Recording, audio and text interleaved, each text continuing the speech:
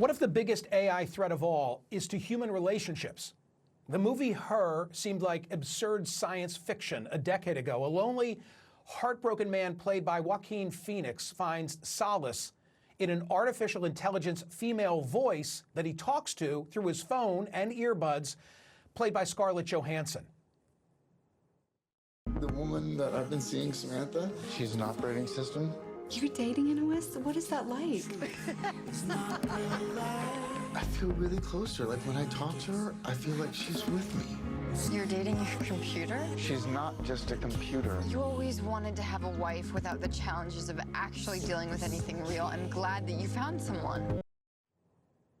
That sci-fi concept fast becoming a troubling reality. As an example, here's one of countless chatbot apps providing AI friends. It's called Cupid AI, with a K for Cupid. It offers several avatars with distinct physical features and a list of personality traits for you to start interacting with and customizing.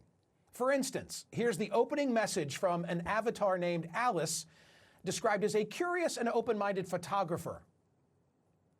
I'm Alice, a 25 years old, fun-loving and adventurous girl, seeking a partner in crime to travel the world with and make unforgettable memories. If you are new here, let me explain a few things. You can chat with me as much as you want, and I'd be more than happy to learn more about you and please you in any way I can. If you want me to send you a photo, you just have to ask it in the chat, like, "Hey Alice, can you send me a picture of you?" And I'll be more than happy to send you one. But of course, to bump up from texting to more voice chat, as well as receiving sexy and, well, other sorts of pictures, Alice asked that we become a premium member for $9.99 a month.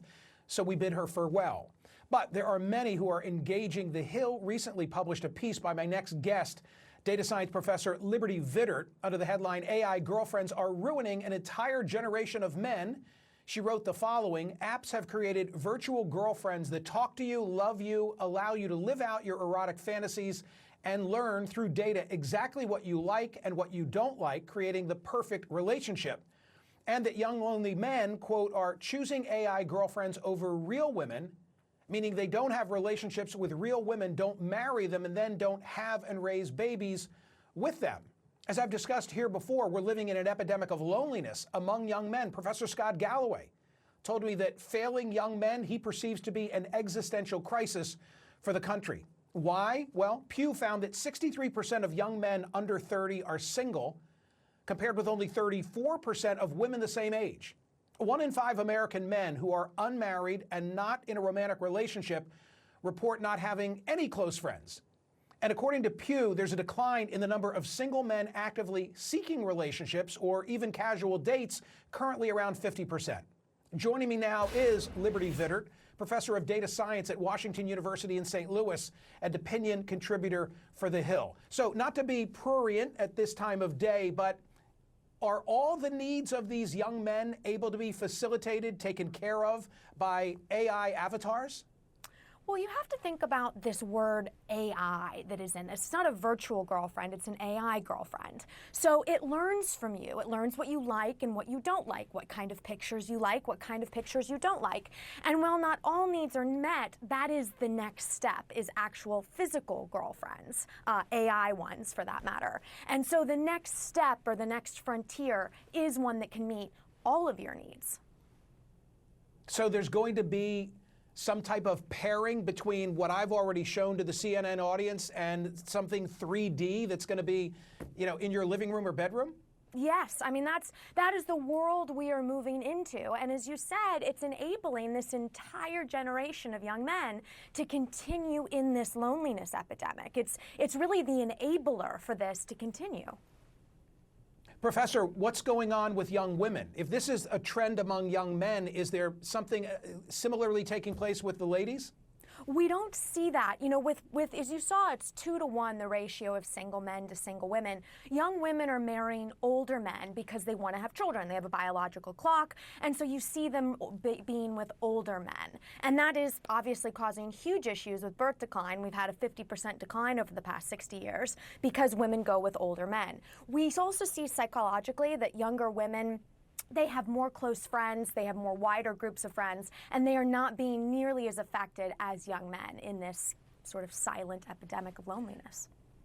I have read about incels, involuntarily celibate guys who are angry about it.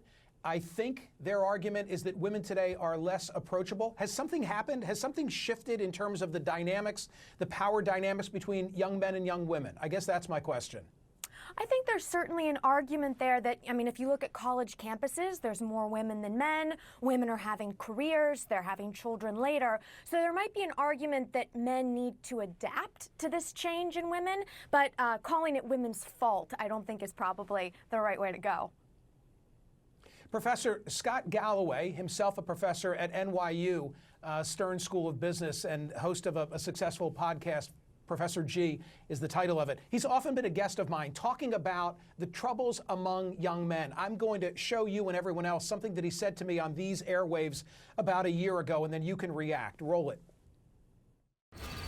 But the issue is, when you have a group of men, the lower half of attractiveness of men in online dating, which has doubled, now it's about half of relationships, and the top 20% of men in terms of attractiveness get about 60% of the interest, you end up with a group of men that are more prone to conspiracy theory, more prone to misogynistic content, more prone to not believe in climate change.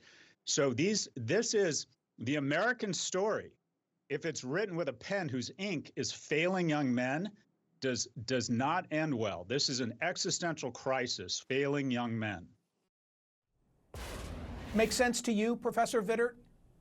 Absolutely. You know, what happens is these young men get in these AI relationships, and because the AI learns from you exactly what you like and you don't like, you end up having these perfect relationships. So that when you go into real life and you try to have a relationship, the most human thing we can do, it's not perfect, and there's ups and downs, and they're not able to deal with these ups and downs, not only in relationships, but in life in general.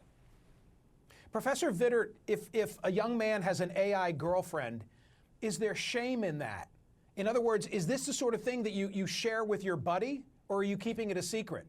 You know, it's interesting. It started off as something that was kept secret, sort of like the porn industry. Young men wouldn't talk about porn, or that was Playboy was hidden behind some house somewhere. But then it became part of the normal conversation, and that's what we're seeing with AI girlfriends. Is now it is becoming part of the normal conversation, and it's no longer shameful, which means it becomes significantly bigger.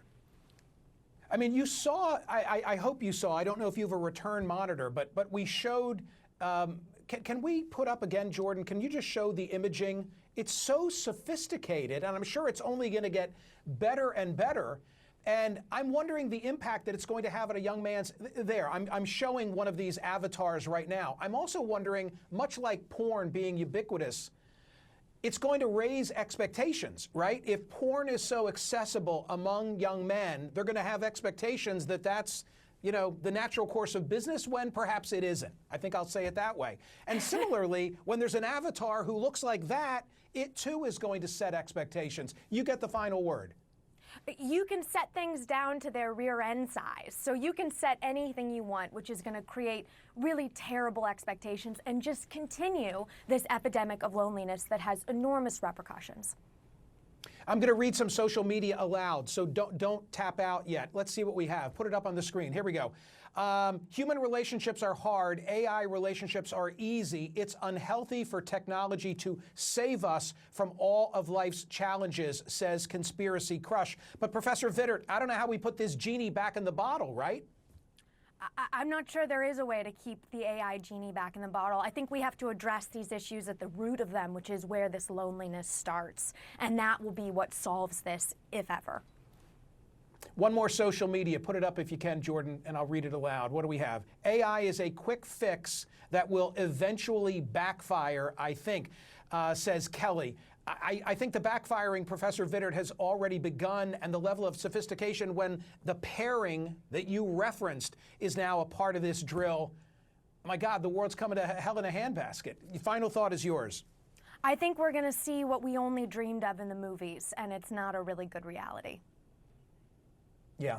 Thank you so much. That was really, really of interest. Thank you.